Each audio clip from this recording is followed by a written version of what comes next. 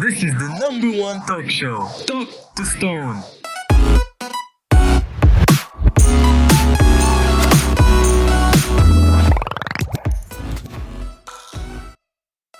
Hi everyone, this is the Radio at Night talk show, Talk to Stone.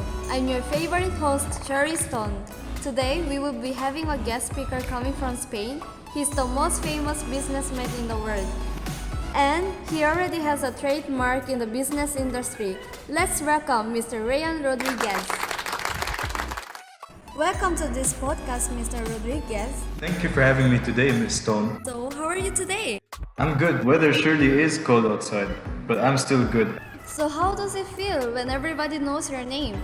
Like how you establish yourself here in the business industry as a successful person? For me, it feels surreal because I grew up almost having nothing. But I really worked hard to get to where I am right now. So here I am. And when I see someone who knows me, it feels really awkward because they told me that they're a big fan of my work, but I'm really grateful that I got to inspire many people, and sometimes they thank me. So yes, it feels surreal and unexpected. So, are you nervous? A little. I heard that you also work in UN. Am I correct? Yes, I've been working for the UN for quite some time and been studying concepts of globalization. Globalization? What is it? It is a process of interaction and integration among people, companies, and governments of different nations, a process driven by international trade and investments and aided by information and technology. I see. Where does it relate? It makes sure everyone around the world are connected, and it promotes a borderless globe where free trade is easier. Frederick Jameson pointed out that globalization cannot be understood by looking at it in one viewpoint. Instead, look at it in two different perspectives: the analytical approach of academic debate and the normative and ideological dimension of globalization of public discourse. So, what countries does have globalization? Countries that are voted as the most globalized are Switzerland, Belgium, Austria, Netherlands, Denmark, France, Hungary, Portugal, Ireland, and Sweden. Among those countries you mentioned, which one is ahead in terms of globalization?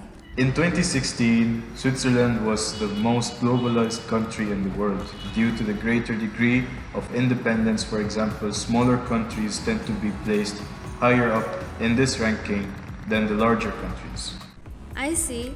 Are there any countries that does not globalize?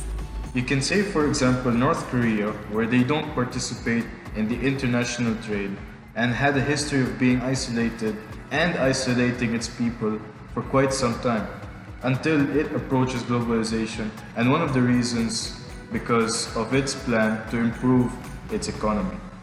Speaking of countries who globalize and those who do not, are there any advantages and disadvantages of it? Globalization allows us to pool resources together, and it would also reduce labor exploitation issues, and it improves communication access, but there are also disadvantages for globalization. Globalization encourages disease transfer, and it would also change the way humans see themselves and their identity, and it would also negatively impact the environment. Moving on, we have globalooning. As we have explained how globalization is still a slippery concept, some scholars describe that existing accounts of globalizations are incorrect, imprecise, or exaggerated, since everything linked to transnational process is cited as evidence of globalization, and its growing influence, in which they described it as globalooning. There are three broad categories for this.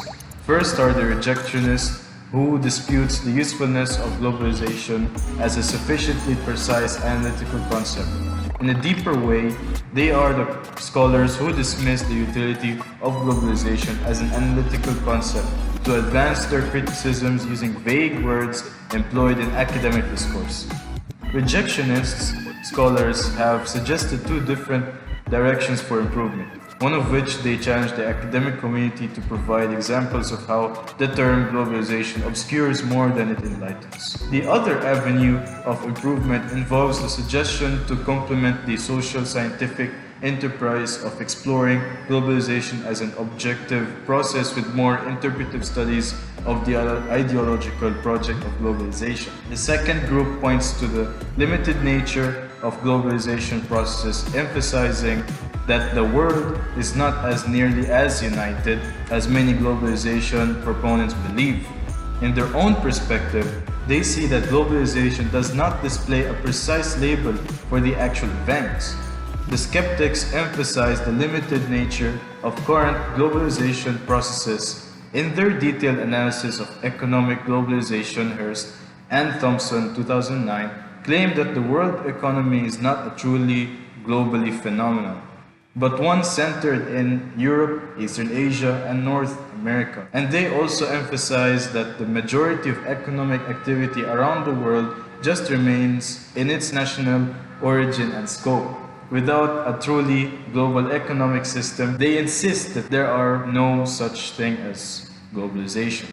The modifiers are the third critics that disputes the novelty of the process while acknowledging the existence of moderate globalizing tendencies. They argue that those who refer globalization as a recent process miss the bigger picture and fall prey to their narrow historical framework. They imply that globalization is applied in a historical, imprecise manner. Scholars proved that the existence of globalizing tendencies, but also they insisted that most aspects are not novel developments. Few points have been made, like the post-war economy only restored its globalization level just the same as 1913. The labor was much more greater before World War I, and international migration declined after 1918. That's quite impressive. I never thought that we would having this fruitful conversation. The explanation was so eccentric. Do you have anything to add, Mr. Rodriguez? Haha, yeah, thanks. Never thought I would explain it. Here we have economic process where widespread scholar emphasis is derived from its historical development as a form of academic research. Early writing explored the detail of the evolution of international markets and corporations led a strong form of global independence. The study point to the growth of institutions like EU, NAFTA, and regional trading blocs.